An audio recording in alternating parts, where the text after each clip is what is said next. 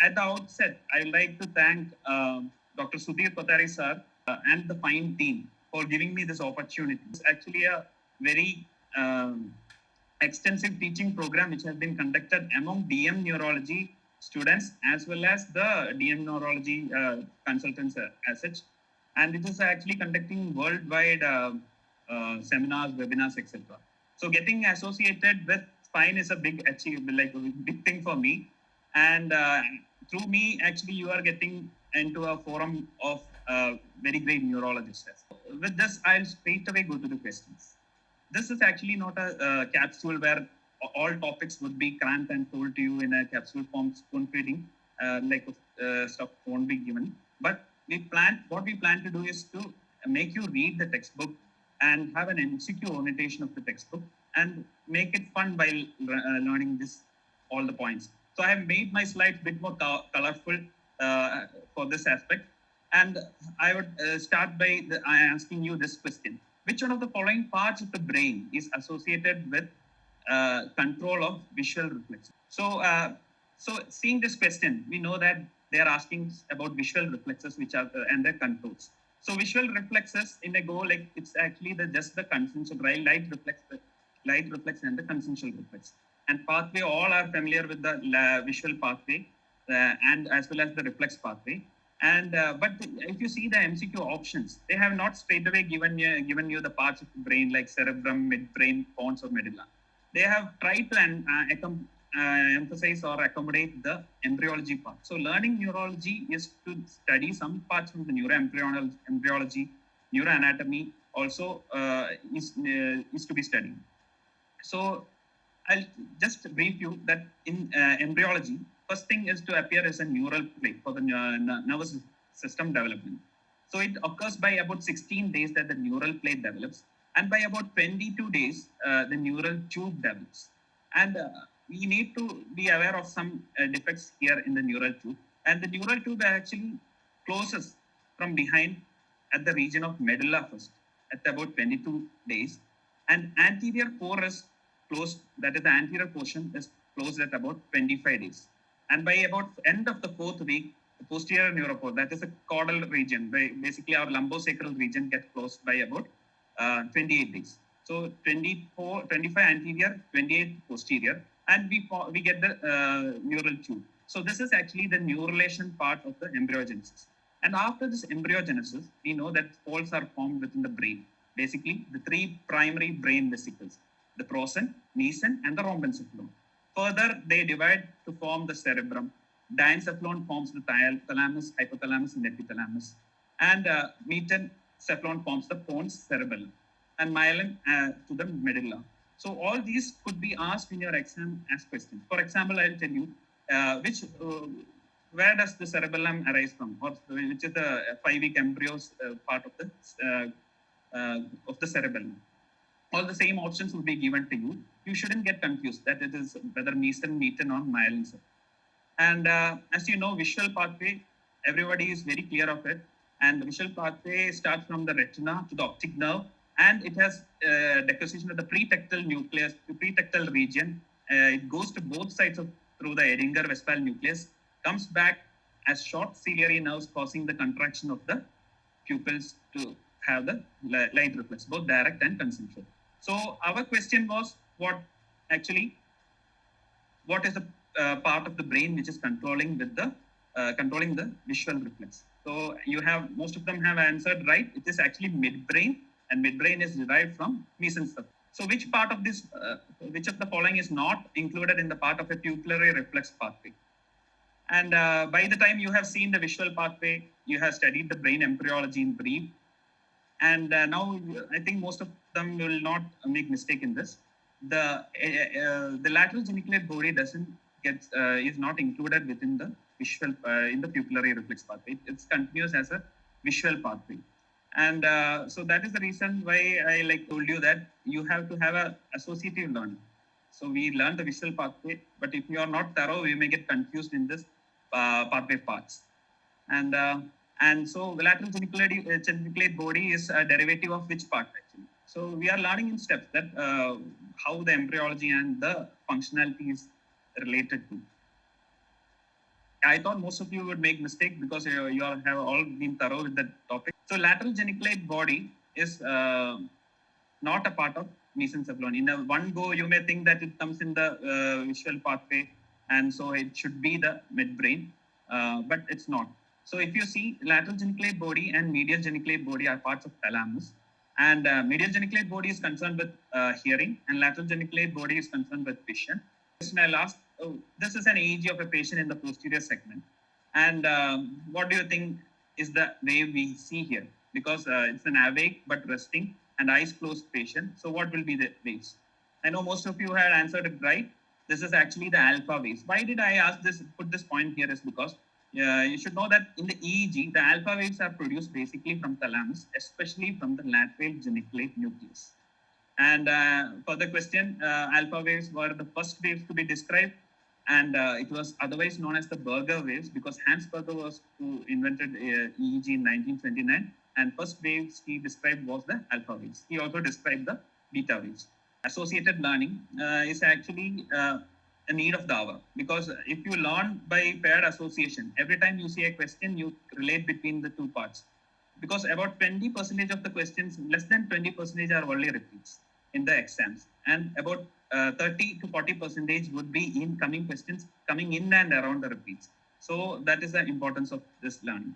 And again, emphasizing the fact that you have to learn Harrison, neurology, Bradley, and before starting a new subject or starting fresh for the next exam, I advise you that from MBBS period and MD period, you have been studying neurology in portions. So revise what all you have written, scribbled notes or made notes of, and the textbook you have followed then. And then we'll form a strong basement and build on it. And the portions which are covered in Harrison is actually 3 chapters, and Bradley are 4 chapters. You have to know, or you have to study basically Harrison 3 chapters. In due course of time, we will see which all portions to be emphasized in the Bradley. So first question in scope would be, how many Brodmann's area are there in the brain? There are 52 Brodmann's area. These are actually cytoarchitectural areas within the brain, which corresponds to the functionality of the brain. So this was the German anatomist who described the Brodmann's areas. And as you know from this, you must be knowing all the other areas like primary, that is area 312 is the primary sensory area. You can see here. And area 4 is the primary motor area. And 8 just looks like eyes. So it is actually the frontal eye field area. And I always remember Broca's area is actually 44, and half of it is actually the Wernicke's area. And if you see here, this region, anterior to the area of the eye, a 9, 10, and 46 actually is the dorsolateral prefrontal cortex. So while studying cognition, you may come to know that in the coronal section, if you see this is actually the dorsolateral prefrontal cortex. And this corresponds to area 9, 10, and 46. And this is associated with executive function. You can see here, executive function. And medial side is actually this area, which is covered by the area 24. That is the cingulate sulcus region. This is associated with M for medial motivation. So M for motivation. If somebody has affection in this area, they will be apathetic. And this is the orbitofrontal area. Apart from this, other areas are the calcarine sulcus, which contains the visual areas. And some areas you have to know is Heschel's gyrus, that is area 41 and 42. So the area 41 and 42 is concerned with auditory cortex, that is otherwise the Heschel's gyrus. So these are some areas in Brodmann's which we need to know, and I have just summarized it for you. The angular gyrus is the area which is concerned with alexia and agraphia. And if you know that, if area 39 and 40 are affected, that results in what is called as the Gerstmann syndrome. And primary olfactory cortex is actually area 34. If I'll just show you that. So this is area 34. This is olfactory cortex, and mucus is there. And this area 37, is actually fusiform gyrus, which is associated with face recognition. So I have just summarized. You needn't take a screenshot or all, because this is video will be available. Circulation within the brain is divided into anterior circulation and the posterior circulation. That's an extensive, vast topic. I'll just cover some areas which you may miss to read or you may miss to focus on while studying these areas. So this is a CT of a patient who presented with left-sided weakness and left-sided facial weakness as well as hemichoria. So you saw the CT, I guess. What do you think the answer was? Like, if you see this, you must have heard of artery of Percheron, which is very famous. Then there is a recurrent artery of Huebner, anterior carotid artery of Drummond. 12% have answered as artery of Drummond. It has nothing to do with the brain. It is an artery in the abdomen. I would like to say artery of Percheron is an artery which arises from the posterior cerebral artery. It's a single artery which tries to supply the thalamus as well as the medial part of midbrain. And artery of Percheron infarct will look like this. There will be hyperintensity in both the thalamus, as you see. And if you see the MRI, you can see that the midbrain is affected, medial midbrain, as well as both the thalamus is affected. So patient will be suppressed with decreased orientation or in a coma-like stage because of artery of Percheron involvement, if it's extensive. And as you know, our case is actually involving the basal ganglia region. If you had noted the CT, we had the infliction in this area. And this is actually a recurrent artery of Huebner territory. So recurrent of artery of Huebner, the questions usually asked would be, where does it arise from? Whether it's from ACA, ICA, PCA or MCA. Actually, recurrent artery of Huebner is a branch of ACA. This is the typical infarct you see in the recurrent artery. This actually is pathognomic of recurrent artery of Huebner. So it's actually a branch of AC, that is the A1 section. A1 is the section until the ACA develops the ACOM, that is the communicating artery. So these are actually medial striate arteries, and one of the biggest medial striate arteries is the artery of Huebner, which supplies the basal ganglia part of the brain.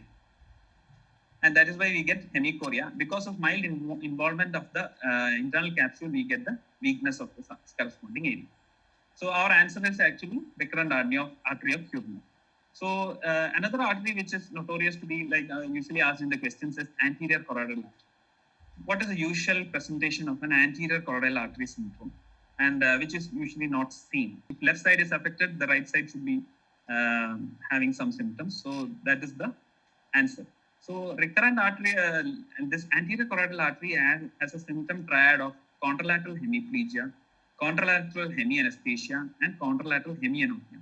So you must have learned that hemianopia usually settles, we see in the posterior circulation, especially in the occipital lobe infarcts. But why does this occurs in an anterior circulation problem? That is hemianopia. So usual triad is contralateral hemiplegia, hemianesthesia, and hemianopia. But you should know that apart from that, there is a neglect syndrome which arises if the lesion is right-sided. And if the lesion is left-sided, as in our patient, if we see, there should be actually a speech problem. There is some kind of aphasia which sets in due to the same disease, infarction. So this is the area which is affected. You can see this is the posterior limb of internal capsule. That is otherwise called PLIC area, PLIC, posterior limb of internal capsule, and the associated areas getting affected, resulting in the so as you see, you have hemiplegia due to the posterior limb of internal capsule affection, hemianesthesia due to the thalamic affection, and lateral geniculate body, which is, as you had initially seen, is present here. And if it does get affected, you get the hemianopia because it is concerned with the visual pathway. So that was regarding anterior circulation. So you need to study the different parts of the anterior circulation, and I just emphasized these two arteries. And if I put a question, left-sided hemiparesis, proprioceptive loss on the left side, and the time deviation is there on the right side. So it's actually medulla. So how did you come to this answer? But if I give a second option to the same question, if I give you a second, options are different, like this. What would be your answer? So you can start answering. The 53-year-old female presenting with this. Oh, I think 100% of all answering are getting it correct because you are thorough with the topic. So this was the first option. That with this, I'll try to simplify the posterior circulation for you. Are you aware of this man? This is actually Peter Gates. He came up with an easy way to or simplified way to identify the brainstem syndromes in his article based on the rule of four. And rule of four actually says that four structures are midline. That is, M midline are motor structures which are medially placed. S are the side structures or lateral, which are the ones which are laterally placed. And the nuclei, all the divisions of 12, that is 3, 4, 6, and 12 are medially placed, and the rest are laterally placed. And as you know, medulla has 4 nuclei, that 8 to 12. Pons has 7 to 5 to 8, and the rest 4 are above pons. That is 2 in the midbrain, and first and second is not included. So this is actually the medial structures: the motor nuclei, medial longitudinal fasciculus, medial lemniscus, and the pyramidal pathway. The lateral structures are the spinocerebellar, spinovestibular, spinothalamic, and the sympathetic, which results in the Hono syndrome. So all through the brainstem, this is the usual arrangement. And most of the territorial supply is in a way that either the medial side is affected or the lateral side is affected. So I'll just 4 medial structures, 4 lateral side structures, 4 medial motor nuclei, the cranial nuclei 9 to 12, pontine nuclei, and the so these things are known to you. Actually, motor cortical spinal tract when affected causes weakness. Lemniscus causes proprioceptive loss. Medial longitudinal fasciculus causes ophthalmoplegia, and the individual motor nuclei of the cranial nerves causes corresponding symptoms. Similarly, occurs in the spinal pathways, that is the side pathways. And so our question was, the patient was having left-sided weakness. So the motor part is affected. It's the medial part, and which is in the right side. Proprioceptive loss over the left side. So again, the medial lemniscus, which is again medially placed, and the cranial nerve 12 is affected, which is medulla. So this is actually the medial medullary syndrome, which we had seen in the patient, in a patient with left-sided symptoms. So try to answer this. So this is actually a patient presenting with left-sided meiosis, anhidrosis ptosis, left-sided ataxia, and uvula deviated to the right. So where do you localize? Yes, actually, it's the lateral medullary syndrome. So how do you derive to the answer? Because it's a simple question for you. So the sympathetic tract was affected in the left, as seen by all the Horner syndrome features. Spinocerebellar on the left, causing ataxia. And you know the 10th cranial nerve was affected because uvula was deviated. That shows that it is the lateral medullary syndrome. Lateral medullary syndrome actually is not a straightforward syndrome. It has got multiple other features apart from this usual affliction. So if the patient develops dysarthria, dysphagia, and hoarseness of voice, it suggests that some nucleus ambiguous is affected. Sometimes the facial nerve can also be affected because of the genuflex fibers from the facial nerve. Also, you should know that there are a number of hiccups occurring suddenly is otherwise called as singultus. It is also occurring due to the middle medullary affection. And nucleus tractus solitaris can get affected in this lateral medullary syndrome based on the extent of the lesion. That results in the loss of taste in such patients. So that is regarding lateral medullary syndrome. So this is the medial part, and this is the lateral part. So this question, I think we'll go with the poll. So this is a 45-year-old male came with left-sided weakness, right eye deviates medially, with right-sided facial weakness. So sit and think and try to answer based on what we studied in the rule of Gates, like rule of 4 by Gates. So what we have here is actually left-sided weakness, which suggests that there is right-sided corticospinal tract involvement, which is the medial tract. and medial tract, and right eye deviates medially. So right eye deviating medially suggests that there is a lateral rectus affection over the right side. So right lateral rectus is affected. And right facial weakness also suggests that the seventh nerve is affected.